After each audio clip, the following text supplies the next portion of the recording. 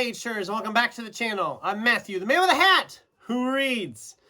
And for today, we are kind of closing off the 2025 preview type stuff today with this video. This is essentially goals and whatnot for the year.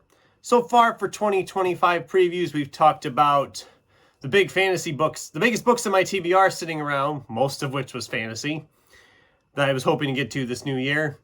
We've also talked about rereading plans in another video. And now for this one, this is just kind of, so overall goals, plus 5 authors I have not read before that I'm going to be giving a try to for the first time this year.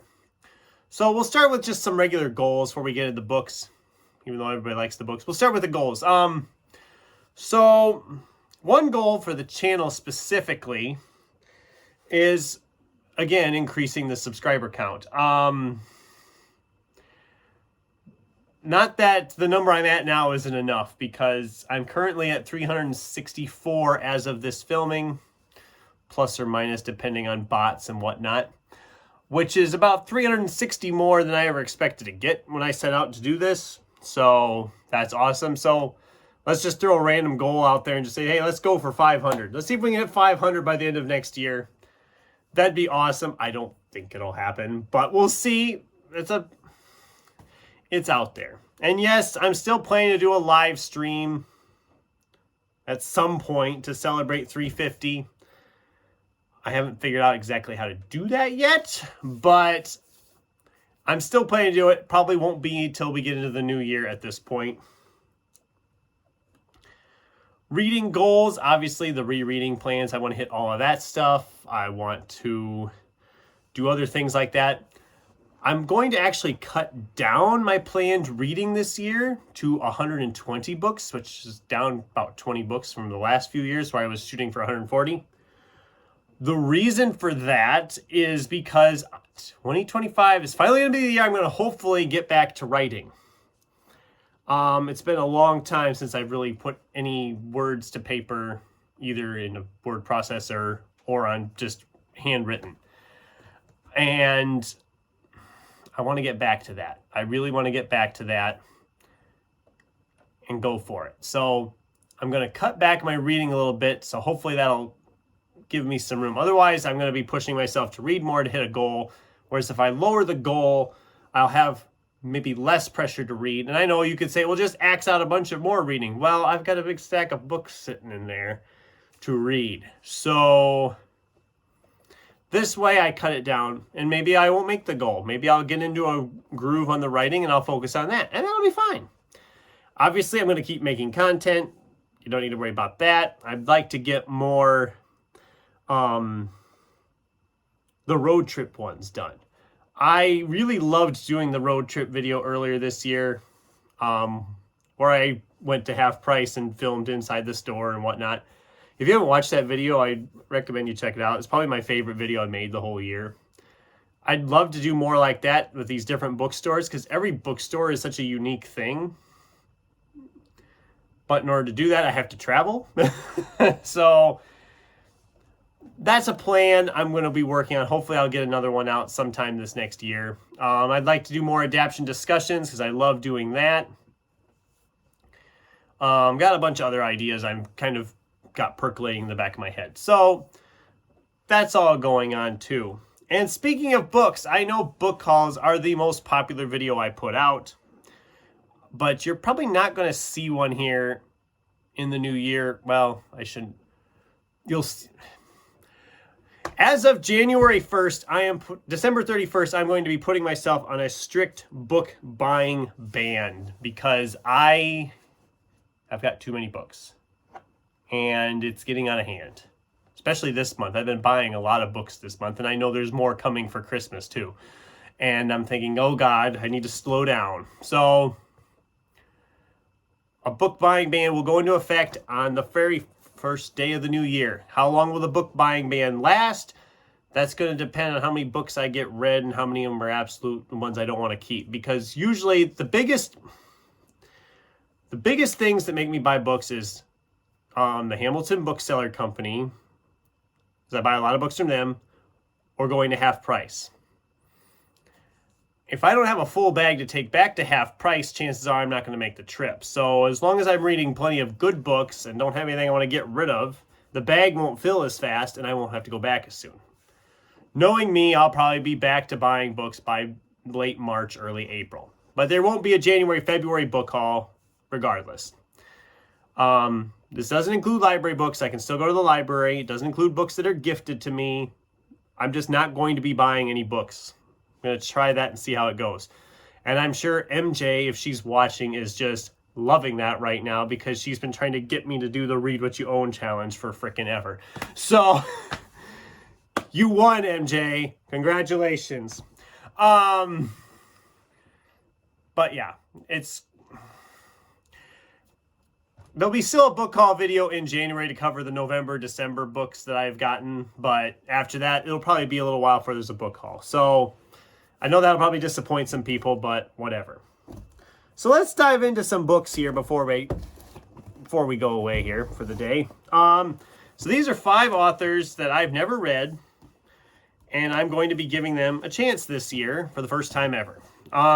One of them almost happened this year, but we'll start with that and say Robert McCammon with Boy's Life. Everybody I've heard talk about this book has praised it and loves it. Obviously, I'm looking forward to it. I just haven't got it done yet. This one will probably be pretty early in the year. I'm thinking January, actually. Although I already have a different thick one planned. Sometime in the first half of the year, I'm going to be reading this. I'm not sure if it'll be January. Otherwise, it might fall back to April just because Fantasy February and Mystery March.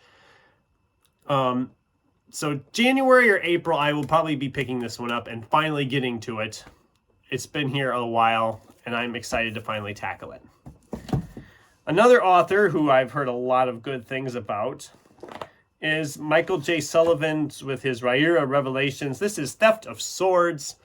It's a thick boy, but it's not as thick as you'd think. I mean, it was less than the 750 pages I needed to make it, which is saying something because this one, Terry Goodkind's Wizard's First Rule, which is another one I'm talking about here, is 800 some pages, and yet it doesn't really look any thicker. So this one's just bigger pages and thicker paper apparently. But Patrick Ryan, I know, is a huge fan of this series. And I know there's other channels that love Michael J. Sullivan's stuff. I don't know when I'm going to get to this. Hopefully sometime, probably not till the second half of the year, if I'm being completely honest with myself. Because I know Fantasy February, I already have Wizard's First Rule by Terry Goodkind picked out, and that's a chunky boy. And there might be another Game of Thrones book in February, so that's a chunky boy.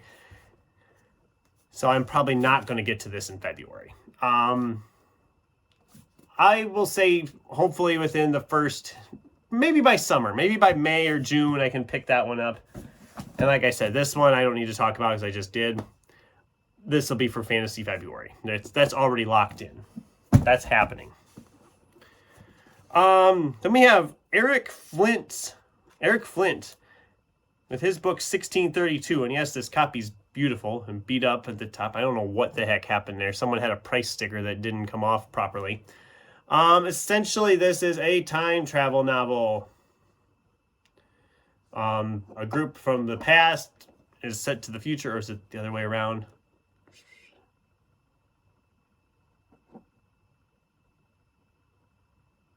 Okay, it looks like they're a little...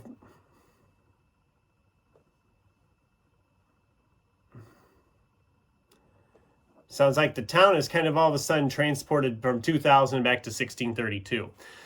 So that should be interesting. I know this is a series. I actually have the second book in the series already sitting here to read too. Don't know when I'll get to this. Like I said, I want to get to this because this one's been here probably the longest of any of my books right now. It's one of the longest ones that have been here. So hopefully very soon into the year I can pick that one up. And then Tim Dorsey, Kat, the Ginger Bibliophile, has talked about Tim Dorsey. I've never read Tim Dorsey. First one in his series. I don't know what the name of the series is, but the first one in that series is Florida Roadkill, so I'm going to be giving that a shot at some point too. This sounds like a mystery. I mean, sounds like stolen money. Everybody wants this suitcase. There's hitmen. There's murder. I think that would count as a mystery, right? So we'll read that in Mystery March. It'll be a Mystery March read, and we can finally give Tim Dorsey a try and see if it clicks with me.